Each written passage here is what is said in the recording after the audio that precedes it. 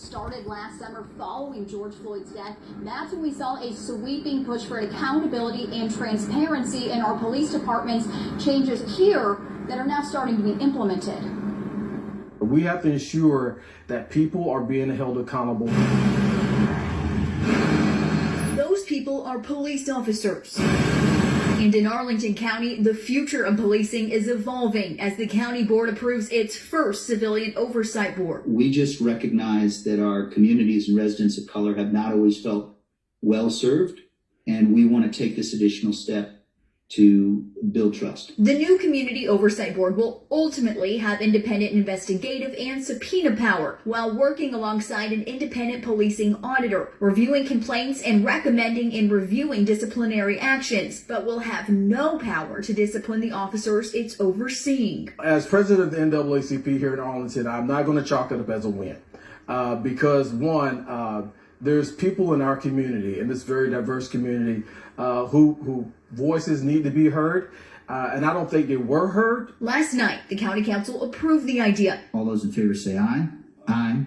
Any opposed? Hours after new additions were proposed. Motion passes 5-0. And in no way, shape, or form do I believe that this piece of ordinance that we put forth was fully equitable. We'll tell you, we didn't get everything that advocates wanted. Arlington County Board Chair Matt DeFerranti says the board tried to compromise with advocates and police officers. Some officers are going to have concerns, and I am mindful that some will be frustrated with this action. We are aware of the wellness concerns. Morale and wellness of our citizens has been at stake, and they've been suffering for decades. All right, so the duties of the police officers are protect and serve the citizens, and this is what the citizens want.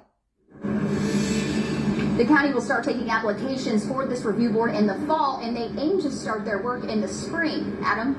All right, Colby Satterfield, thank you. You know, you mentioned the committee will be able to investigate and subpoena, but not discipline the officers or impose really anything at all. Dr. Rashawn Ray is here to talk about why that matters. Dr. Ray is a sociologist at the University of Maryland and an expert on police-civilian relations. Dr. Ray, we always appreciate your insight. Let's cut to the chase here.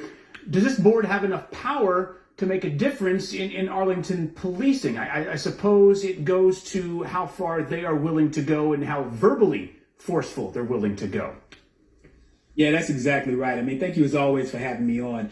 There are a couple of components that's really, really important here. The investigations, the ability to trigger an investigation is important.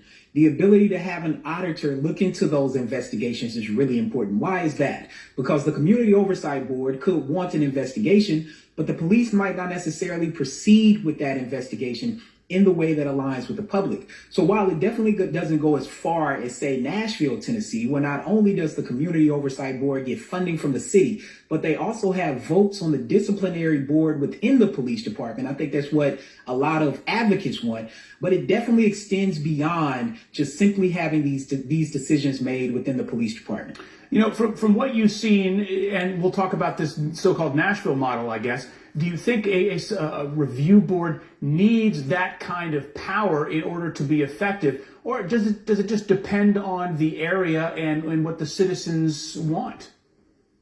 I think research documents that community oversight boards definitely need to play a role on these misconduct boards within police departments. The reason why is because the presence of the public as community members helps to create more equity, transparency, and accountability. One thing we know, and we simply have to look across the bridge into say, Prince George's County, where we know there was a large settlement handed down for officers suing its own department. Part of that dealt with unfair discipline, unfair promotion. A community oversight board with having community members on it in the police department can help to ensure that that type of discrimination doesn't occur.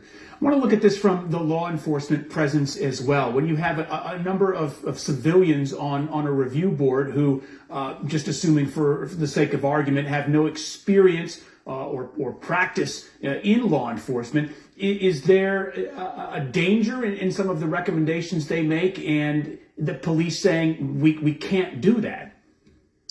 Well, look, I think there are definitely two sides to this. I mean, on one hand, with the police, I think one way to think about it is Arlington, I think, is doing it well. They're going to have 2 non-voting members with law enforcement experience. I think that's really important to help guide the Community Oversight Board on what the laws, rules, and regulations are for a police department, or even the state or the country for that matter. I think the other part of that, though, is that the Community Oversight Board should go through some sort of police citizens academy to get familiar with what police actually do, what they're expected to do, how they govern themselves. But at the same time, look, we have people in the general public who sit on a jury every single day and make decisions, oftentimes legal decisions about criminal conduct, about what people do. Police officers should be held even above those standards. So we shouldn't simply walk back our expectations. Instead, we should hold our law enforcement officials and officers up to the highest form of the law. Yeah, I think everyone can agree on that for sure. Dr. Rashawn Ray from the University of Maryland, sociologist,